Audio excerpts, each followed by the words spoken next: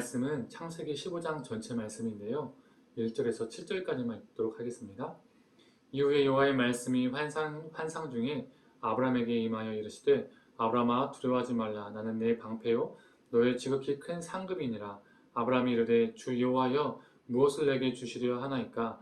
나는 자식이 없사오니 나의 상속자는 이 다메섹 사람 엘리에셀이니이다. 아브라함이 또 이르되 주께서 내게 씨를 주지 아니하셨으니 내 집에서 길린 자가 내 상속자가 될 것이니이다.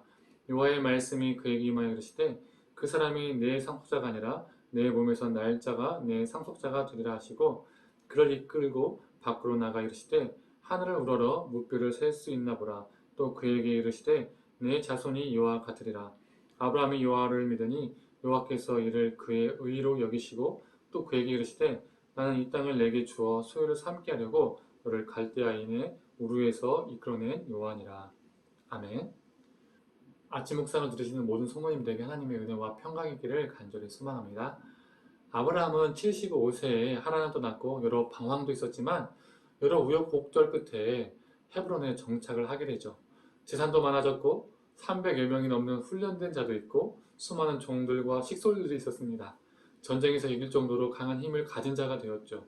돈도 사람도 힘도 있을 것 다 있는 사람이 되었죠. 남들이 갖고 싶어하는 거 다 갖게 되었습니다. 그런데 딱 하나 없던 게 있었습니다. 그게 무엇이죠? 바로 자녀입니다. 분명 하나님이 눈을 들어 보라고 하시고 그 보이는 땅을 자신과 자신의 자손에게 주신다고 하셨고 자신의 자손을 땅의 티끌과 같이 많게 하신다고 했는데 그러려면 자녀가 있어야 하는데 생기지 않는 겁니다. 자신의 아이는 점점점 들어가는데 없으니 조급함도 답답함도 낙심도 두려움도 생겼을 겁니다. 하나님에 대한 불만도 그 마음 한구석에 생겼겠죠. 이러다가 그냥 자녀도 못 보고 죽는 거 아니야? 이런 생각도 수없이 들었을 겁니다. 이런 상황 속에서 하나님이 나타나십니다. 그러나 아브라함을 향해서 두려워하지 말라라고 말씀하십니다. 그리고 나는 너의 방패이다. 나는 너의 상급이다 라고 말씀하십니다. 이런 하나님의 말씀이 아브라함한테는 곱게 들리지 않고 곱깝게 들렸던 것 같습니다. 그가 하나님의 말씀을 듣고 바로 내뱉은 말이 무엇입니까? 내게 무엇을 주시려고요? 제게 자식을 주시지 않으시니까 내 종을 상속자로 삼겠습니다 라는 말이었습니다.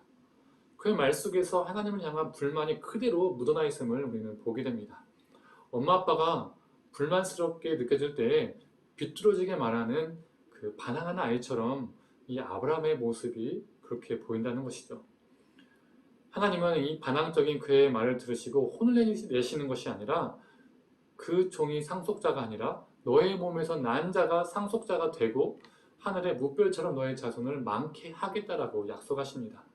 그 말을 들은 아브라함은 그 조급하고 낙심되고 두려운 마음, 이 불만스러운 마음을 내려놓고 이 하나님의 말씀을 믿기로 합니다. 믿었습니다. 그때 하나님이 그를 어떻게 여기십니까? 그의 믿음을 의로 여기십니다. 이를 신학적 용어로 무엇이라고 하죠? 우리가 잘 알고 있는 것처럼 이신칭의입니다.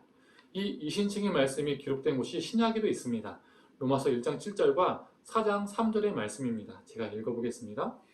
복음에는 하나님의 의가 나타나서 믿음으로 믿음에 이르게 하나니 기록된 바 오직 의인은 믿음으로 말미암아 살리라 함과 같으니라.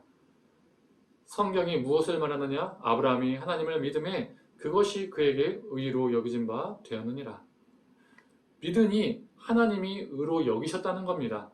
사람은 의를 생각하면 보통 법적인 용어를 생각하죠. 옳고 그르냐의 개념으로 생각한다는 겁니다. 반듯하게 자로 잰 듯이 잘못된 부분은 잘라버리고 이 악한 부분에 있는 느낌은 잘라서 버려버린다는 이 느낌이 있는 것이죠. 그러나 성경에서의 의는 법적인 용어의 의가 아니라 관계적인 용어로서의 의를 말합니다. 우리가 조금 전에 로마서 1장 17절 읽었는데 이번에는 똑같은 절을 공동번역으로 한번 읽어보도록 하겠습니다. 복음은 하나님께서 인간을 당신과 올바른 관계에 놓아주시는 길을 보여주십니다. 인간은 오직 믿음을 통해서 하나님과 올바른 관계를 가지게 됩니다. 성서에도 믿음을 통해서 하나님과 올바른 관계를 가지게 된 사람은 살 것이다 하지 않았습니까? 이 1장 17절의 말씀을 더 쉽게 풀이한 것이죠. 믿음에 의해 의로 여기진다는 것은 믿음을 통해서 하나님과 관계를 맺게 된다는 것입니다. 분명히 아브라함은 자신이 살기 위해서 자신의 아내를 누이라고 했던 사람입니다. 법적인 개념의 의의로 따진다면 그는 결코 의로운 사람이 될 수 없었던 사람이죠. 얼마나 참 무책임한 남편입니까? 말도 안 되는 남편이죠. 사람이죠. 그러나 관계적인 개념의 의이기 때문에 그는 의롭다 칭함을 받을 수 있었던 은혜를 누리게 된 것입니다. 시스투성이의 모습도 있었지만 참 사람답지 못한 모습도 있었지만 남편답지 못한 모습도 있었지만 하나님과의 관계 속에서 살았기 때문에 그는 성경에서 의인으로 기록되었습니다.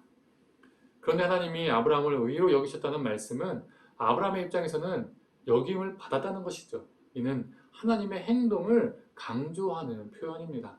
아브라함이 하나님의 약속을 믿었을 때 누가?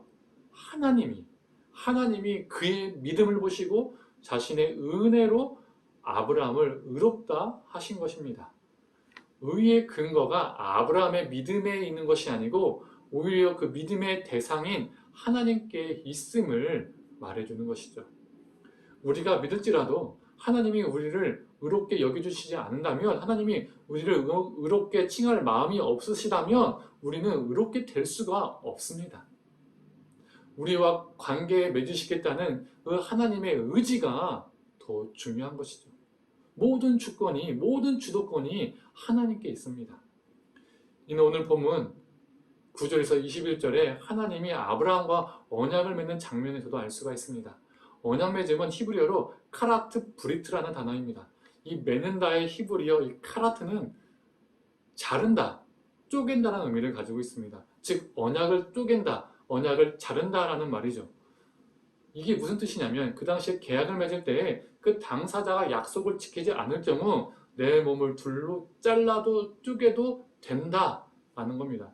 다른 말로 하면 내가 이 약속을 꼭 지키겠다라는 것이죠.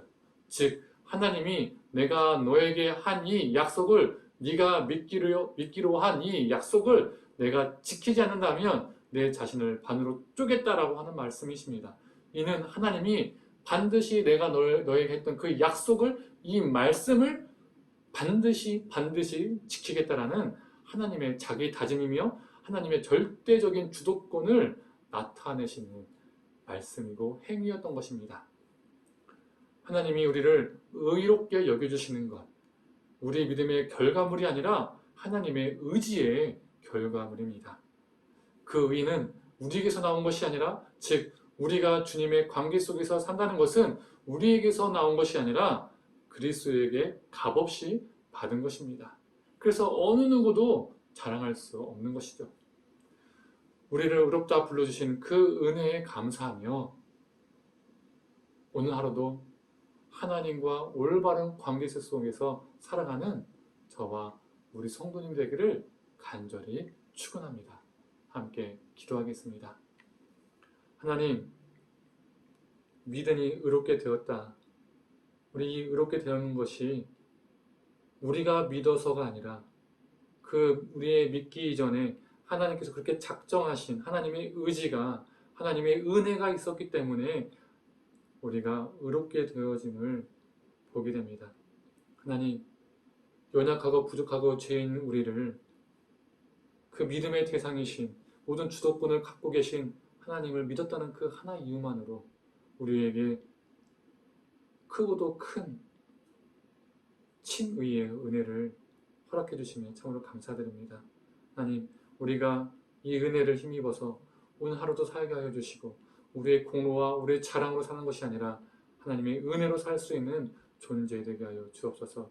감사드리며 사랑에 많으신 예수님의 이름으로 기도드립니다. 아멘.